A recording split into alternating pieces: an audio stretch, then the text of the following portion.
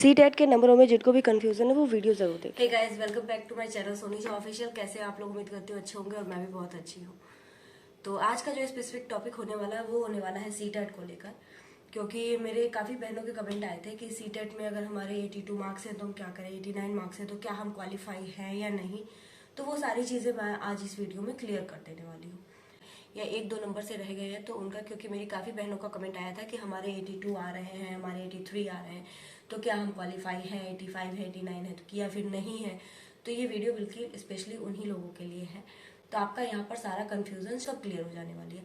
तो इस वीडियो को आप प्लीज़ लास्ट तक वॉच कीजिएगा। सबसे पहले मैं बात करती हूँ तो 19/6/2023 को एक पत्रांक निकला था, कोर्ट की तरफ से ये नोटिस जारी हुआ था। उस लेटर में ये लिखा हुआ था कि सबसे पहली बात तो सीटेट का एग्जाम होता है 150 का, वो मैं भी जानती हूँ और आप भी जानते हैं। तो 150 के पेपर में अगर 90 नंबर आते हैं अनरिजर्व कैटेगरी को तो वो क्वालिफाई माने जाते हैं। फिर वो मेल हो फीमेल हो डजंट मैटर, अनरिजर्व वाले को अगर 90 नंबर आते हैं तो वो क्वालिफाई होते हैं। लेकिन अदर स्टेट के लिए भी और बिहार के लिए भी। अब बात आती है कि बिहार में कुछ चेंजेस हैं, कुछ स्पेशल चीजें हैं जो बिहार की महिलाओं को आरक्षण दिया जाता है। उस मैटर पे हम बाद में बात करेंगे। अब मैं बात करती हूँ कि ये हो गया अनरिजर्व के लिए। अत्यंत पिछड़ा वर्ग इनके लिए अगर मैं बात करूँ तो इनको 150 का 55% चाहिए होता है। तो 150 का 55% यानी कि 82.5, ध्यान रखिएगा 82.5 न कि 82। अगर 82 नंबर किसी के आ रहे हैं तो वो डिस्क्वालीफाई माने जाते हैं, वो क्वालिफाई नहीं होते हैं। ये स्पेशली है बिहार की महिलाओं के लिए। और अत्यंत पिछड़ा वर्ग ये बिहार में है, बिहार के बाहर नहीं है, क्योंकि बिहार के बाहर महिलाओं को भी 90 नंबर ही चाहिए होता है पास होने के लिए। बिहार की महिलाओं को जो आरक्षण मिलता है, जो यहाँ की अस्थायी निवासी है उन्हीं को मिलता है। तो उनके नंबर 82.5 यानी कि 83 होने चाहिए इस कोर्ट के ऑर्डर के अकॉर्डिंग, ठीक है, जो कि निकला था 19/6/2023 में। और अगर 82.5 यानी कि 83 नंबर है तो वो पास आउट माने जाएंगे सीटेट में। लेकिन ये किनके लिए है? ये सिर्फ बिहार की आरक्षित वर्ग की महिलाओं के लिए, यानी कि जो परमानेंट बिहार की निवासी हैं महिलाएं, उनके लिए। अगर आप अदर स्टेट से बिलोंग करते हैं, सपोज अगर आप यूपी से हैं, दिल्ली से हैं, उत्तराखंड से हैं, तो फिर आपको 90 नंबर ही चाहिए अगर आप महिला हैं फिर भी। तो वहाँ पे आपको ये महिला का आरक्षण नहीं मिलेगा अगर आप अदर स्टेट से हैं। तो इस चीज़ का आप खास ख्याल रखिएगा। अब मैं बात आती हूँ इसी पत्रांक में एक और चीज़ थी, जिसमें अनुसूचित जाति जनजाति उनको अगर 150 का 50% यानी कि 50% का मतलब है 75 नंबर, अगर 75 नंबर मिलते हैं तो वो भी पास आउट माने जाएंगे। ये चीज़ें थी। तो यहाँ पे एक चीज़ तो क्लियर हो जाती है कि अनुसूचित जाति और जनजाति को कोई टेंशन नहीं है, क्योंकि उनको 75 नंबर चाहिए, क्लियर है। अनरिजर्व के लिए कोई टेंशन नहीं है क्योंकि उनको भी 90 नंबर चाहिए, क्लियर है। बात यहाँ पर आती है महिला वर्ग के लिए, स्पेशली उनके जो बिहार की हैं। तो उनको अगर 82.5 मार्क्स है तो वो पास आउट मानी जाएंगी 55% के अकॉर्डिंग। उसमें साफ साफ ये लिखा हुआ था कि 55% it means 82.5, not 82। That's a point, इस चीज़ को हमेशा ध्यान रखिएगा। अब मैं बात आती हूँ, इसके बाद एक और लेटर निकला था जो कि था 13/4/2024, यानी कि अभी जो रिसेंट ईयर निकला है उस प्रीवियस ईयर की बात है, अप्रैल में। हाँ, अप्रैल की बात है ये, 13/4/2024 की।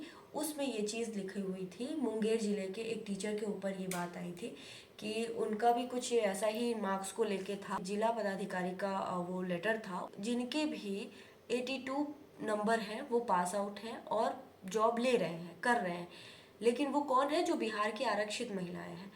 तो उस लेटर में 82 का जिक्र है, 82.5 का नहीं है। डायरेक्ट 55% लिख के 82 लिखा हुआ था। जो जिला की तरफ से निकला है उसकी बात कर रही हूँ, मुंगेर जिला का वो लेटर था। और अलग अलग जिला में अलग अलग तरीके से है, सब में 82 का जिक्र है, लेकिन कोर्ट की तरफ से 82.5 है। अभी इसको भी हम अनदेखा नहीं कर सकते हैं। लेकिन हाँ, आप एक चीज़ कर सकते हैं, जो लोग जॉब कर रहे हैं उनके लिए ये है कि अगर सीटेट आप 82.5 से क्वालिफाई है और 82 नंबर से कर रहे हैं तो सीटेट हो रहा है, कोई बात नहीं, आप एक बार और दे लीजिए और एक दो नंबर बढ़ा लीजिए तो आप क्वालिफाई हो जाइएगा, अगर आप बिहार से हैं तो। अगर आप बिहार से नहीं हैं और आप कहीं और से हैं, किसी और स्टेट से हैं, तो आप दोबारा से एग्ज़ाम दे लीजिए। तो फिर आप 90 नंबर आपको लाना होगा, 90 नंबर ही लाना आपके लिए अनिवार्य है, तभी आप यहाँ के एग्ज़ाम को दे पाइएगा। अदरवाइज़ आप नहीं दे पाइएगा। यहाँ बिहार में आपको रिजर्वेशन नहीं मिलेगा महिला के लिए सीटेट में। तो इस चीज़ का आप ध्यान रखिएगा। यही था आज के वीडियो में। अलग अलग डिस्ट्रिक्ट का अलग अलग लेटर है। आप एक चीज़ कर सकते हैं, इन लेटर्स को निकाल के रख सकते हैं प्रिंट आउट एक करके, अगर आपको जॉब में करनी है तो। और आप दिखा सकते हैं कि हाँ वहाँ इस तरीके से ज्वाइनिंग हो चुकी है तो हमें भी मिल सकती है। ये भी एक मैसेज है।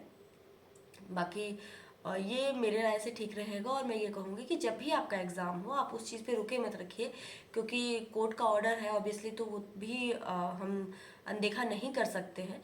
तो हमें कोर्ट के ऑर्डर का भी सम्मान करना चाहिए। तो हमें एक बार और एग्ज़ाम दे लेना चाहिए। जिनका भी 82.5 है और 82 पे अटके हुए हैं, एकदम बॉर्डर लाइन है, तो क्यों नहीं हम 1-2 नंबर और ले आए कि हम टेंशन फ्री हो जाए लाइफ टाइम के लिए।